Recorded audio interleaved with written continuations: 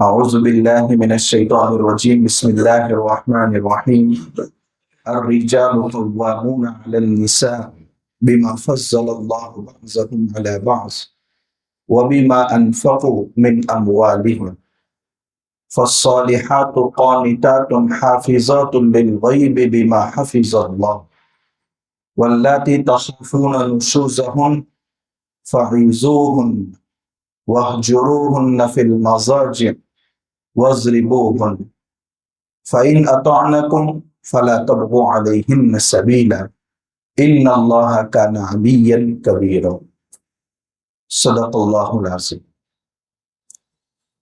سورہ نساء کی یہ آیت نمبر 34 ہے اور اس کے بعد آیت نمبر 35۔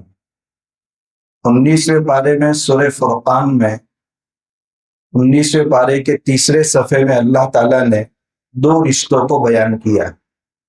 وَهُوَ الَّذِي خَلَقَ مِنَ الْمَاءِ بَشَرًا، اللہ وہ ذات ہے جس نے ان بشر کو پانی سے پیدا کیا۔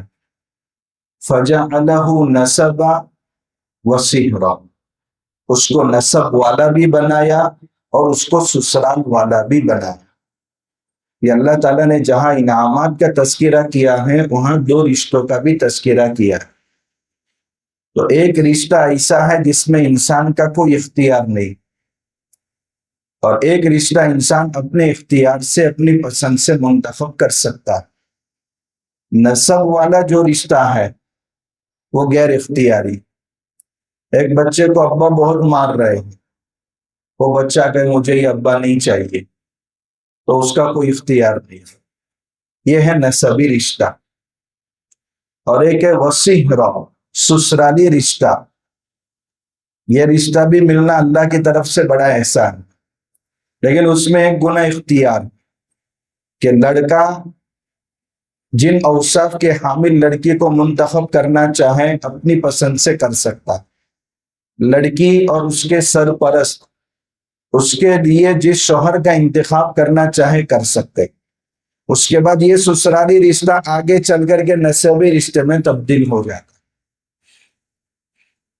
اس لیے طلاق کو سمجھنے سے پہلے نکاح کو بھی سمجھنا ضروری۔ نکاح کہتے ہیں کس کو؟ ایسی تعریف جو آپ کو ہمیشہ یاد رہے، لغوی بھی نہیں، اصطلاحی بھی نہیں۔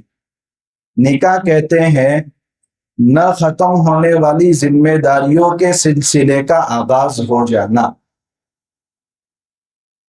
نہ ختم ہونے والی ذمہ داریوں کے سلسلے کا آغاز ہو جانا۔ سنگل تھے، رمضان میں مدینہ مارکیٹ لگا، ایک برگر کھا کر آ گئے، منہ پوچھ لیا، کسی کو پتہ نہیں چلا۔ لیکن جب ڈبل انجن کی سرکار بن جاتی ہے تو پھر لوکیشن چیک ہوتا ہے، عشاء کے بعد آپ کہاں ہیں؟ فوراً ٹون بجتی ہے، مدینہ مارکیٹ میں ہے، کیا کھا رہے ہیں؟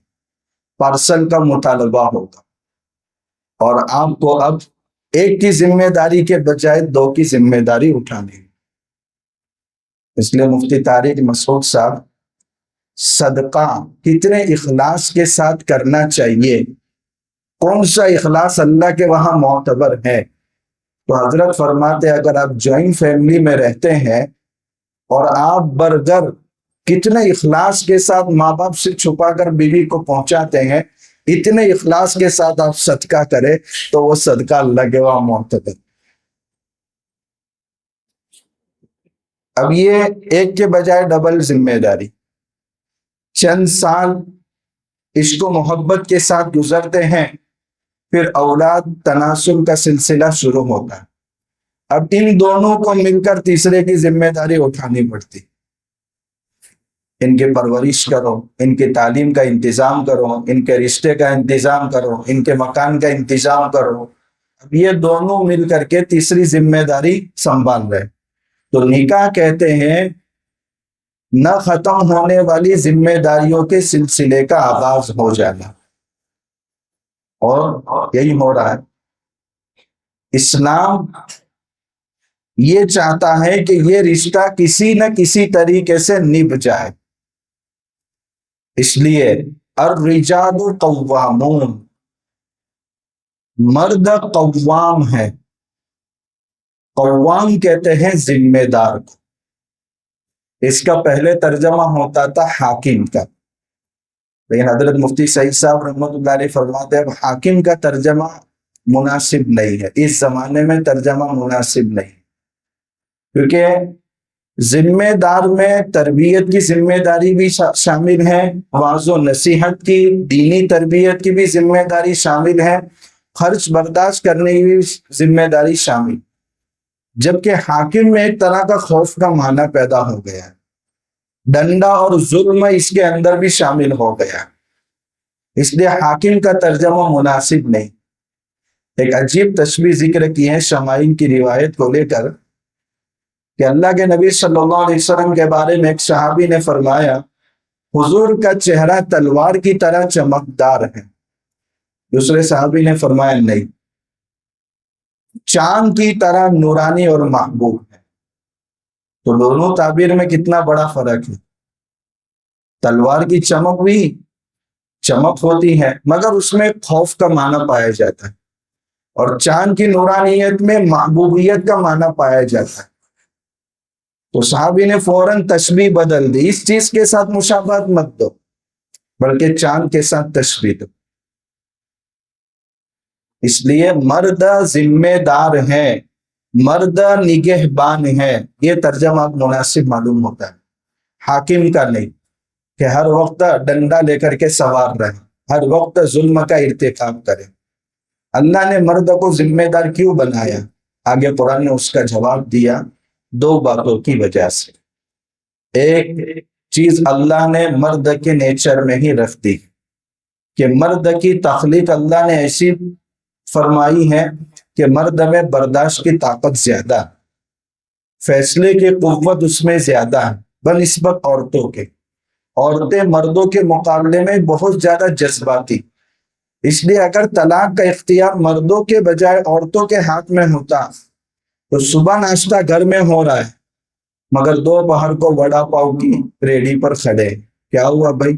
فائر ہو گئے. اس لیے فطرت اللہ نے مرد کی مضبوط بنائی ہے اور اس کو ذمہ داری اٹھانے کی طاقت رکھی. یہ وہ بھی چیز ہے نیچر میں اور فطرت میں اللہ نے رکھ دی. دوسری چیز بیان فرمائی وَبِمَا أَنفَقُوا مِنْ أَمْوَالِهِمْ، یہ کسبی چیز ہے، مرد خرچ کرتا ہے اور عورت خرچ کرواتی ہے.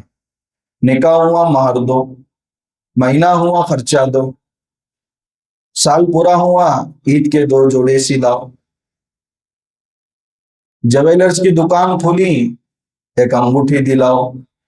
تو مرد خرچ کرتا ہے اور عورت خرچ کرواتی، اور جو خرچ کرتا ہے وہ محسن ہوتا ہے. الانسان عبد الاحسان، جو احسان کرتا ہو دب کر رہنا چاہیے اس کے سامنے. تو عورت کو ہمیشہ مرد سے دب کر رہنا چاہیے، اور دب کر رہنے کا مطلب یہ ہے کہ جائز کاموں میں مرد کی فرما برداری کرنی چاہیے. پھر آگے فرمایا کہ عورت کے اندر 3 خوبیاں ہوگی تو یہ برتن جو بچتے ہیں اور بے سکون گھر ہو جاتا ہے وہ نہیں ہوگا. فالصالحات، عورت نیک ہو، اللہ کے رسول کے احکام کی پابند ہو، دیندار. قانتات، عورت فرما بردار بھی ہو، شوہر کی جائز کاموں میں اطاعت کرنے والی.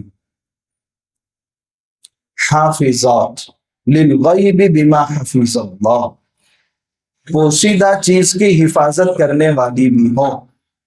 یعنی شوہر اگر باہر گیا ہو تو عورت شوہر کی غیر موجودگی میں اپنی شرمگاہ کی حفاظت کرنے والی. 2 چیزیں انسان کو حرام کام میں مبتلا کرتی، ایک پیٹ اور ایک شرمگاہ. حرام لقمے سے بچنا قدرے آسان ہے مگر دوسرے گناہ سے بچنا بہت مشکل ہے. اس لیے آگے اللہ نے فرمایا بیما حفیظ اللہ، اگر اللہ حفاظت کرنا چاہے تو پھر انسان آسانی سے محفوظ رہ سکتا ہے.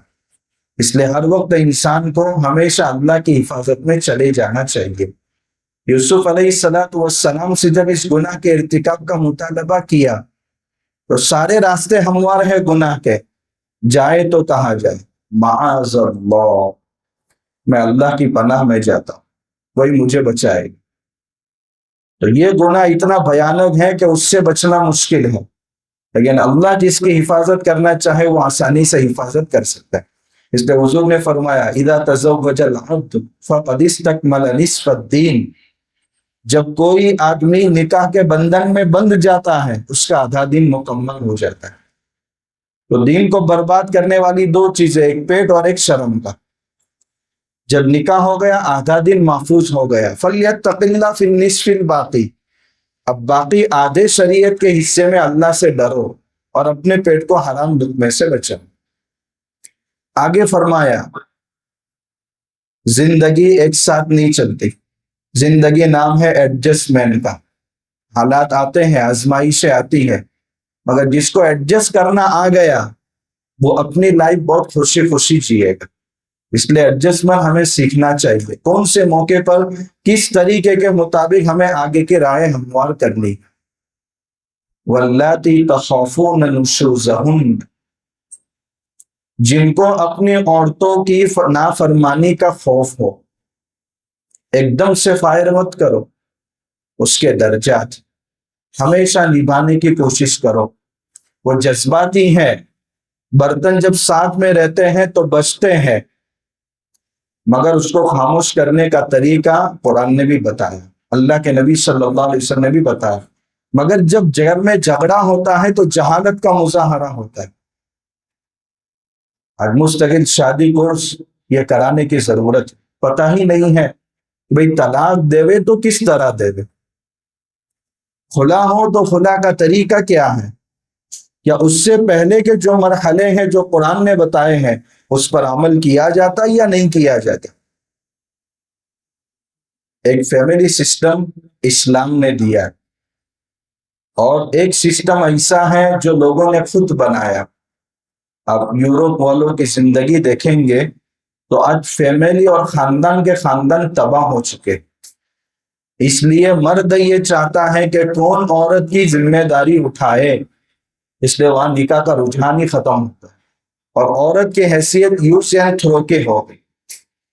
50% سے زیادہ بچوں کو اپنے والد کا پتہ نہیں، اور عورت یہ سوچ رکھتی ہے کہ بھئی میں شوہر کی ماتحتی کیوں قبول کروں، میرے پاس ہنر ہے، میرے پاس جاب ہے، میں اپنی زندگی پوری کر لوں۔ تو وہاں خاندان کا نظام تباہ ہو گیا۔ اس لیے بہت زیادہ یورپی ممالک کی عورتیں اسلام پر ریسرچ کر رہی، چونکہ نیچر اور فطرت کے خلاف چلیں گے تو سکون برباد ہوگا۔ بہت زیادہ اسلام کا گہرائی سے مطالعہ کرنے کے بعد مضبوط اسلام کے حاملین وہ لوگ بن رہے،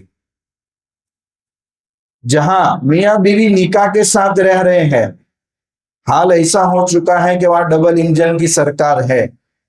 صبح ہوئی 10 بجے شوہر اپنی جاب پہ جا رہا ہے، عورت اپنی جاب پہ جا رہی، بچے دایا کے پاس، اس کا خرچ اس کو دے دیا جاتا۔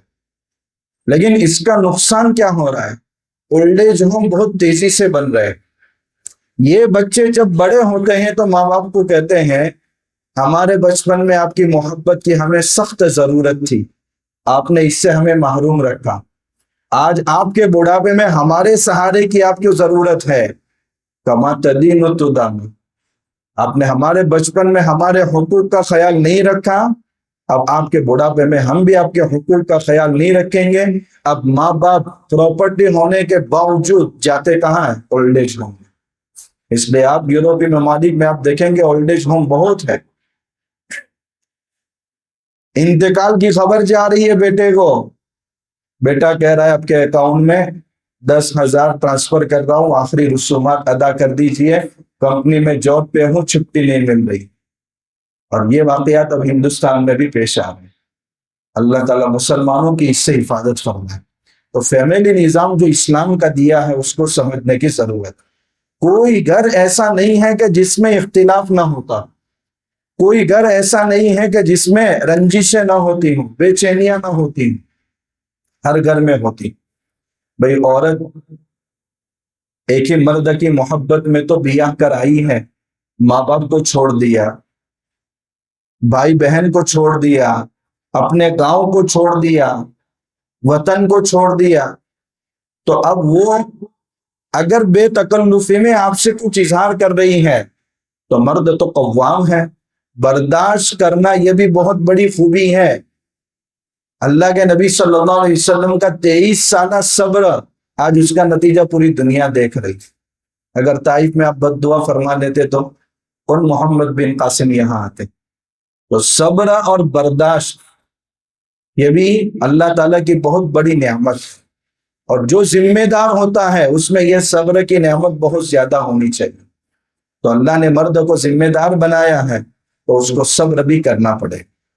ہاں، لیکن ناچاکی، نافرمانی کو ختم کرنے کا طریقہ کیا ہے؟ قرآن بتاتا ہے وَاللَّاتِي تَخَافُونَ نُشُوزَهُنَّ فَعِظُوهُنَّ، ان کو نصیحت کرو، اللہ کا تقوی، خوف، ڈر یاد دلاؤ، اللہ کے رسول صلی اللہ علیہ وسلم کے باتیں سناؤ، شوہر کے حقوق کیا ہے بہت محبت سے سناؤ، دینی حلقوں میں بھیجو تاکہ ذہن اچھا بنے۔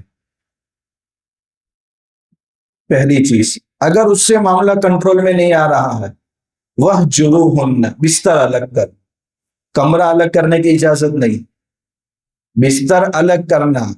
عورت نان نفقہ نہ ملے یہ برداشت کر لے گی، لیکن یہ چیز برداشت نہیں کرے گی، اور شریعت یہ حکم دے رہی کہ اسی کمرے میں رکھنا ہے تاکہ اگر اس کو اپنی غلطی کا احساس ہو جائے تو وہ فوراً شوہر سے رجوع کر سکے۔ آج تو بڑا مسئلہ ہے، سوری کون بولے؟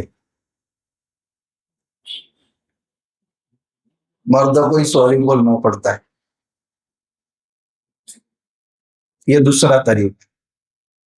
تیسرا طریقہ بتایا وَاضْرِبُوهُنَّ، اور ان کو ہلکی مار مارو۔ اعضائے رئیسہ پر نہیں مارنا چاہیے، بدن پر نشان پڑ جائے اس طریقے سے نہیں مارنا چاہیے۔ اللہ کے نبی صلی اللہ علیہ وسلم کے پاس ایک صحابیہ پر ان کے شوہر نے تماچا مار دیا۔ بیٹی نے آ کر گھر میں والد کو کہا، والد آئے اللہ کے نبی صلی اللہ علیہ وسلم کے پاس، حضور نے فرمایا آپ کی بیٹی پر ظلم ہوا ہے، آپ بدلہ لے سکتے۔ والد گئے بدلہ لینے کے لیے، فوراً یہ آیت اتر رہی ہے فَعِظُوهُنَّ وَاهْجُرُوهُنَّ فِي الْمَضَاجِعِ وَاضْرِبُوهُنَّ، یعنی شوہر کو ہلکی مار مارنے کا حکم دیا گیا، حضور نے واپس بلایا۔ بھئی ہمارا منشا کچھ اور تھا، اللہ کی چاہت کچھ اور ہے، اور بہتری اللہ کی چاہت میں، لہذا اب تم بدلہ نہیں لے سکتے۔ تو تیسری چیز بتائی وَاضْرِبُوهُنَّ، لیکن اس کی بھی شریعت نے حد متعین کر دی۔ اللہ کے نبی صلی اللہ علیہ وسلم کے نکاح میں بیک وقت 9 بیویاں ہیں، مگر کبھی آپ کا کسی پر ہاتھ اٹھانا کسی حدیث میں آپ کو اس کا ذکر نہیں ملے۔ تو اچھے شوہر کی علامت ہے کہ یہ بیوی پر ہاتھ نہیں اٹھاتا۔ اجازت دی ہے مگر ہر جائز کام کرنا ضروری نہیں ہے۔ آپ فریج میں سے بھی پانی پی سکتے ہیں، اور کوئی بھی مفتی فتویٰ نہیں دے گا کہ بیت الخلاء میں سے پانی پینا جائز نہیں ہے، مگر کوئی بھی نہیں پیتا۔ 2 کلو چینی اگرچہ مہنگی ہو گئی ہے، مگر ایک ساتھ کھا سکتے ہیں کہ نہیں کھا سکتے؟ جائز ہے، مگر ہر جائز کام کرنے کا نہیں ہو۔ تو وَاضْرِبُوهُنَّ تیسری شکل، مرد کو مارنے کی اجازت ہے، عورت کو مارنے کی اجازت نہیں۔ امریکہ میں گنگا الٹی بہتی، وہاں عورت شوہر کو مار سکتی ہے مگر شوہر نہیں مار سکتا۔ اگر شوہر نے عورت پر حملہ کیا، مارنا شروع کیا، وہ پولیس کو فون کرتی ہے، پولیس آتی ہے اور شوہر کو پکڑ کر لے جاتے۔ معاملہ برعکس ہے، اگر آپ بیلن سے پٹائی ہو رہی ہے اور شوہر فون کرتا ہے تو پولیس کہتی ہے آپ رکھ دیجیے، آپ کی کوئی سنوائی نہیں ہو۔ آپ اگر 2 لاتیں کھا کر کے بھی باہر جا رہے ہیں تو آپ کو اپنا کالر یوں کرتے ہوئے کہنا پڑے گا 2 لیگ پیس کھا کے آیا، اپنی عزت بچانی پڑے۔ تو یہ تیسرا طریقہ ہے وَاضْرِبُوهُنَّ، ہلکی مار مارو۔ مقصد کیا ہونا چاہیے؟ نافرمانی سے واپس لانا۔ پھر آگے فرمایا اگر اس سے بھی معاملہ قابو میں نہیں آ رہا ہے تو مرد کی طرف سے ایک پنچ ہو ایک حکم متعین کیا جائے، ایک فیصل متعین کیا جائے، اور عورت کے خاندان سے ایک فیصل متعین کیا جائے، دونوں کی باتیں پوری سنی جائے۔ آج کل ایسی جو اصلاحی کمیٹیاں ہیں وہ بھی بہت کم دیکھنے کو ملتی، پلس ان کے جو سیکریٹ معاملات ہیں وہ اپنے گھروں میں بھی جا کر بیان نہیں کرنا چاہیے۔ بسا اوقات کچھ معاملات چونکہ نجی زندگی ہے، ان کے کچھ معاملات ایسے سیکریٹ ہوتے ہیں، اگر وہ باتیں جب باہر آ جاتی ہے اور ان دونوں کے درمیان طلاق کی نوبت آ جاتی ہے تو پھر مرد کو رشتہ ملنا مشکل ہو جاتا ہے اور عورت کو رشتہ ملنا مشکل ہو جاتا ہے۔ اس لیے حکم کے اندر بھی اوصاف ایسے ہونے چاہیے کہ واقعتاً کچھ معاملات کو ہضم کر لیں اور کچھ باتیں جو امانت ہوتی ہیں وہ اپنے پاس رکھے، کسی کے سامنے اس کا ذکر بھی نہیں ہونا چاہیے۔ دونوں مرد میاں بیوی کی باتیں سنیں، جو قصوروار ہوں اس کو دبایا جائے۔ اگر دونوں قصوروار ہیں اور یہ دیکھ رہے ہیں کہ اب ان دونوں کے درمیان نبھاؤ نہیں ہو سکے گا، اب ان دونوں کو اس طرح کی نفرت کے ساتھ، الگ مزاجی کے ساتھ اس رشتے کو اگر ان پر تھوپا رکھا جائے گا تو ان کی زندگی دنیا میں ہی جہنم بن جائے گی۔ تو پھر شریعت نے احکام سکھائے طلاق کے، کہ کس طریقے سے ایک دوسرے سے جدا ہوں گے تو پورے احسان کے ساتھ، اچھے تعلق کے ساتھ، خوشگواری کے ساتھ۔ پھر اس کے بعد طلاق کے احکام سکھائے۔ ابغض الحلال الی اللہ الطلاق، سب سے ناپسند چیز اگر اللہ کے نزدیک حلال چیزوں میں کوئی ہے تو وہ طلاق، تو بے موقع اس کا استعمال نہیں ہونا چاہیے، اور یہ سب سے زیادہ شیطان کو خوش کرنے والی چیز ہے۔ میاں بیوی کا جھگڑا شیطان کا سب سے اہم رول ہے، اور اس پر سب سے زیادہ اس کو اس کی ابلیس کی طرف سے شاباشی دی جاتی، اس لیے حتی الامکان اس سے بچنا چاہیے۔ لیکن آج رشتے اتنے کمزور ہو گئے کہ سیدھا معمولی ناچاکی ہو گئی نوبت طلاق تک پہنچ جاتی۔ یہ سسٹم ہم نے سمجھا ہی نہیں، قرآنی ہدایات پر عمل کرنا تو ہم نے چھوڑ دیا اور ڈائریکٹ اس تک پہنچ جاتے۔ اب یہ سمجھنا ہے کہ اللہ حفاظت فرمائے، اگر یہاں تک کبھی نوبت ہو جائے، پہنچ جائے، تو پھر طلاق دینے کے کیا کیا طریقے۔ طلاق کے بعد عدت بھی ہوتی ہے۔ دیکھیے، عدت دو طرح کی، ایک عدت طلاق ہے اور ایک عدت وفات ہے، اور عدت گزارنے میں دونوں عدتوں کی میعاد الگ الگ ہے، اور اس میں عورتوں کو دیکھ کر کے، ان کی حالت کو دیکھ کر کے ان کی عدت میں فرق ہو سکتا ہے۔ طلاق کی عدت وفات کی عدت کے مقابلے میں کم ہے، لیکن عورتوں کے اعتبار سے اس عدت میں بھی فرق ہوتا ہے۔ عام طور پر بتایا جاتا ہے کہ 3 حیض یعنی 3 ناپاکیوں سے عورت جب فارغ ہو جائے اس کی طلاق کی عدت مکمل ہو جائے گی، اور عدت وفات 4 مہینے 10 دن تک، جس دن شوہر کا انتقال ہوا وہی سے اردو تاریخ کے حساب سے 4 مہینے 10 دن کا اعتبار کیا جائے۔ عدت طلاق میں شوہر نے بیوی کو طلاق دی تو اب بیوی کی حالت دیکھی جائے گی اور اس کے بعد اس کی عدت متعین ہوگی۔ جس عورت کو مینسٹریشن، حیض اور ناپاکی آتی ہے، یہ ناپاکی کا آنا یہ علامت ہوتا ہے کہ اس میں بچہ جننے کی صلاحیت ہے۔ عورت چھوٹی ہے تو ناپاکی نہیں آتی کیونکہ ابھی اس میں بچہ جننے کی صلاحیت نہیں۔ سن ایاس کو جو عام طور پر فقہا اس کی 55 ایج متعین کرتے ہیں، 55 سال کے بعد پھر عورت کو ماہواری مینسٹریشن آنا بند ہو جاتا ہے، کیوں؟ اب اس میں بچہ جننے کی صلاحیت ختم ہو۔ تو اگر عورت بالکل چھوٹی ہے کہ جس کو ناپاکی کا خون نہیں آ رہا، یا بہت بڑی ہے، 55 سال کی عمر ہو گئی، اب اس کا وہ خون بند ہو گیا۔ ہمارے بوڑھے کہتے تھے کہ موت تک عورت کا گھر نہیں تو نہیں، یعنی ایسا بھی ہو سکتا ہے کہ 70 سال کی عمر میں طلاق ہو رہی ہے، ایسے بھی واقعات ہیں۔ تو اگر عورت بہت چھوٹی ہے یا بہت بڑی عمر کی ہے کہ ان کو مینسٹریشن نہیں آتا ہے تو طلاق واقع ہونے کے بعد 3 مہینے کے ذریعے اپنی طلاق کی عدت مکمل کر لے. اور وہ عورت جس کو مینسٹریشن اور حیض آتا ہے تو اس کو طلاق پڑنے کے بعد پہلا حیض، پھر پاکی، پھر دوسرا حیض، پھر پاکی، پھر تیسرا حیض. اب جب اس سے پاک ہوگی تو اس کی طلاق کی عدت ختم ہو جائے گی. تیسری عورت وہ ہے کہ جو طلاق کے وقت پریگنینسی کی حالت میں، اس کی عدت ختم اس وقت ہوگی جب وہ بچے کو جنم دے گا. اگر صبح میں شوہر نے طلاق دی اور شام میں بچے کی ولادت ہو گئی، اس کی عدت پوری ہو. اگر پہلا مہینہ چل رہا ہے اور شوہر نے اس کو طلاق دی، 8 مہینے تک اس کی عدت لمبی ہوگی. جب بچہ جنے گی اس کے بعد اس کی عدت مکمل ہوگی. یہ عدت طلاق.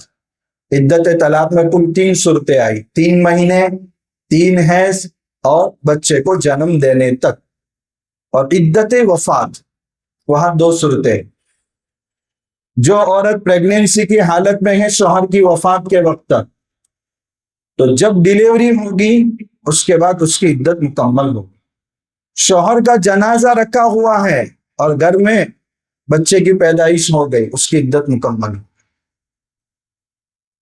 پہلا مہینہ چل رہا ہے اور شوہر کا انتقال ہوا، اس کی عدت 9 مہینے پر مکمل ہوگی، یعنی بچہ جننے پر مکمل ہوگی. کبھی 9 مہینے، کبھی 11 مہینے، کبھی 4 سال بھی ہوتے. کبھی کبھی امام ضحاک رحمت اللہ علیہ 4 سال کے بعد ماں کے پیٹ سے پیدا ہوئے اور ہنستے ہوئے پیدا ہوئے. تو ضاحکن کے معنی ہے ہنسنے والا، اور ضحاکن کے معنی بہت زیادہ ہنسنے والا. تو وہ ہنستے ہوئے پیدا ہوئے تو ان کا نام ہی رکھ دیا امام ضحاک. لیکن یہ کبھی کبھار کا واقعہ. تو یہ عدت وفات یعنی پریگنینسی ہے، جب پوری ہوگی اس کی وفات کی عدت پوری ہوگی. ورنہ تمام عورتوں کے لیے 4 مہینے 10 دن، چاہے عورت کو خون آتا ہو کہ نہ آتا، 4 مہینے 10 دن اس کی عدت مکمل کرنا ہے. یہ عدت طلاق اور عدت وفات ہو گئے. اب طلاق کے مسائل سمجھنا. طلاق دینے کے 3 طریقے ہیں، ان میں سے 2 طریقے سے طلاق دینا بہتر ہے، اور ان میں بھی پہلے طریقے سے ہی طلاق دینا سب سے بہتر ہے.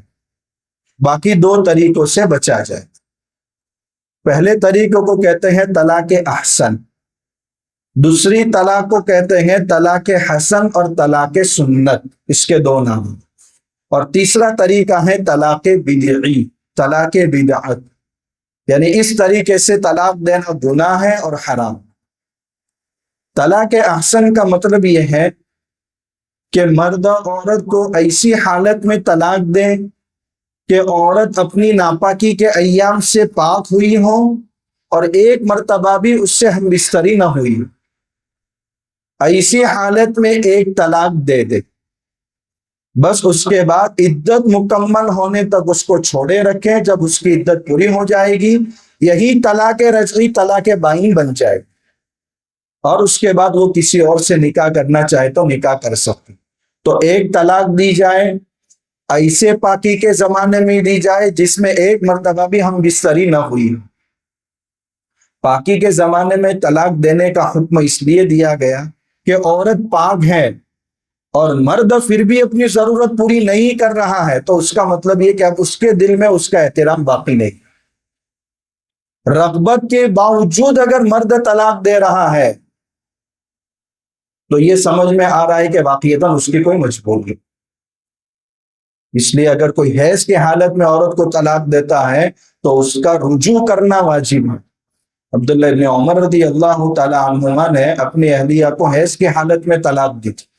حضرت عمر رضی اللہ تعالیٰ عنہ حضور کے پاس آئے، حضور نے فرمایا ان کو رجوع کر لینا چاہیے. انہوں نے رجوع کر لیا، جبکہ طلاق رجعی ہو، اس کا ذکر آگے آ رہا ہے. تو پہلا طریقہ ہے طلاق احسن، اور اسی طریقے کے مطابق آج ہمیں طلاق دینی چاہیے. 2017 میں جو سپریم کورٹ نے فیصلہ سنایا تھا کہ ایک ساتھ اگر کوئی 3 طلاق دے رہا ہے تو یہ طلاق کل عدم ہوگی، اس کا کوئی ویلیو نہیں ملی۔ اس لیے ہماری طرف سے سوالات اٹھائے گئے تھے کہ پھر سزا کس بات پر نافذ کی جا رہی؟ شوہر کی زبان سے جو جملہ 3 طلاق کا نکلا اس کی حیثیت آپ نے 0 اور 0 کی بنا دی، اور آپ سزا سنا رہے کہ 3 سال کی جیل کاٹے گا اور بیوی بچوں کا خرچہ بھی یہ اٹھائے گا، پینلٹی بھی اس پر لگے گی۔ بھائی اس نے قصور کیا ہی نہیں ہے، ہم آپ سے پوچھتے 3 طلاق دی تو آپ کہتے ہیں نہیں، اس کا کوئی ویلیو نہیں ہے، تو پھر سزا کس پر؟ جرم ثابت ہو تبھی تو اس پر سزا دی جائے گی، یا تو جرم ہی کل عدم ہو گیا تو پھر سزا کس بات؟ پلس اگر اس شوہر کو 3 سال تک بیوی بچوں کے خرچے کا مکلف بنایا جائے گا تو جیل میں کہاں سے کما کر لا کر دے گا؟ وہ وہاں کی دال روٹی باہر لے جانے کو نہیں ملتی تو کھلائے گا کہاں سے؟ تو پینلٹی کا انتظام بھی کہاں سے کرے گا؟ اس لیے آل انڈیا مسلم پرسنل لا بورڈ نے جگہوں جگہوں پر پروگرام کیے تھے اور طریقہ سمجھایا تھا کہ اگر معاملہ اس حد تک پہنچ جائے تو طریقہ کون سا اختیار کرنا چاہیے، مصیبت سے بھی اپنے آپ کو بچایا جائے، اور اس رشتے کے ساتھ اگر زندگی جہنم بن رہی ہے تو پھر اس کو کس طریقے سے ختم کیا جائے۔ یہ پہلا طریقہ۔ دوسرا طریقہ ہے طلاق حسن، جس کو طلاق سنت کہتے ہیں۔ سنت کا یہ مطلب نہیں ہے کہ کوئی اس پر عمل کرے گا تو اس کو سنت کا ثواب ملے گا۔ سنت کا مطلب پہلی کلاس میں بھی آپ کے سامنے آیا تھا، داڑھی رکھنا سنت ہے، تو یہاں سنت کے وہ معنی مراد نہیں کہ نہ رکھنے والا گنہگار نہیں ہوگا۔ سنت کا مطلب انبیاء کا ایک طریقہ ہے، ورنہ اس کا حکم تو واجب کا ہے۔ اس لیے داڑھی کٹانے والا فاسق ہے، علل اعلان کھلم کھلا گناہ کرنے والا ہے، تو اس کا حکم تو واجب کا ہے۔ تو یہ طلاق حسن، جس کو طلاق سنت، یعنی یہ طریقہ بھی شریعت سے ثابت، اس پر کوئی ثواب نہیں ملے گا۔ تو سنت کا یہاں مفہوم کیا ہے وہ بھی ذہن میں رکھنا چاہیے۔ طلاق حسن اور طلاق سنت یہ ہے کہ مرد اور عورت کو ایسی پاکی کے زمانے میں جس سے اس سے ہم بستری نہ ہوئی ہو ایک طلاق دے، پھر چھوڑ دے، پھر اس کے بعد ناپاکی کے ایام شروع ہوں گے، پھر پاکی کے ایام شروع ہوں گے۔ یہ جو دوسرا پاکی کا دور شروع ہوا اس میں پھر سے ایک طلاق دے، پھر اس کے بعد ناپاکی کے ایام شروع ہوں گے، پھر پاکی کے ایام جب آئیں گے اس وقت اس کو ایک طلاق دے۔ اب تیسری ناپاکی کے بعد پھر یہ عورت شوہر کے نکاح سے نکل جائے، یہ طلاق حسن۔ اور تیسری طلاق ہے طلاق بدعت، کہ اس کا ارتکاب کرنے والا حرام کام کرنے والا اور گنہگار ہو۔ ان 2 طریقوں کے علاوہ جتنے طریقے ہیں وہ سب اس میں جائیں گے۔ کوئی ناپاکی کی حالت میں اگر طلاق دے رہا ہے یہ طلاق بدعی ہے، کوئی ایک لفظ سے 3 طلاق دے رہا ہے یہ طلاق بدعی ہے، کوئی اگر 3 طلاق الگ الگ مجلسوں میں دے رہا ہے یہ طلاق بدعی ہے۔ تو اس کے علاوہ جتنے طریقے ہیں وہ سب طلاق بدعی ہے۔ لیکن یاد رکھیے کہ جو طلاق بدعت اور حرام کے زمرے میں آتی ہے وہ دینے کے بعد واقع ہوگی یا نہیں ہوگی؟